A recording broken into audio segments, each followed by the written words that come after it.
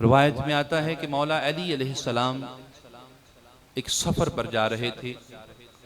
حضرت عبداللہ بن نجی رضی اللہ تعالیٰ عنہ کے والد محترم صحابی رسول ہیں اور اصحاب مولا علی علیہ السلام بھی ہیں.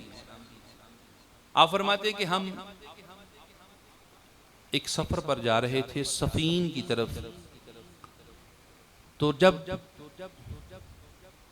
دریائے فرات آیا نا، نینواں کا علاقہ آیا، تو مولا علی علیہ السلام نے فرمایا اے عبداللہ اس طرح کرو، حکم کرو قافلے والوں سے، فوج سے، کہ فرات کے کنارے پر رکنا ہے، قیام کرنا ہے.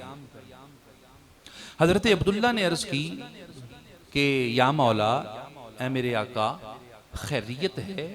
فرات کے رکنے کی وجہ کیا ہے؟ فرات کے کنارے پر کیوں رکنا ہے؟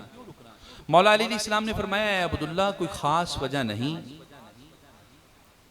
اس لیے رکنا ہے کہ میں نے ایک دن حضور سرور کونین علیہ السلام کی کچہری میں بیٹھا ہوا تھا، حضور کو دیکھا، حضور کی بارگاہ میں گیا. میں دیکھ رہا ہوں کہ حضور سرور کونین علیہ السلام کی آنکھوں میں آنسو ہیں، حضور زارو قطار رو رہے ہیں.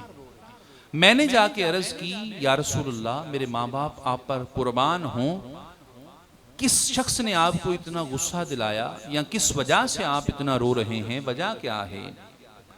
محبوب الاسلام نے فرمایا اے علی کوئی اور وجہ نہیں، ابھی ابھی میرے پاس جبریل امی علیہ السلام حاضر ہوئے تھے اور مجھے آ کے بتایا کہ اے اللہ کے حبیب صلی اللہ علیہ وسلم، آپ کے وصال ظاہری کے بعد آپ کے نواسے کو فرات کے کنارے پر آپ کی امت شہید کر دے گی.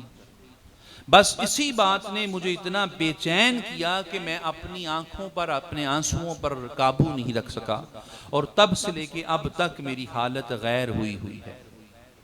اے عبداللہ صرف اس لیے فرات کو دیکھنا چاہتا ہوں.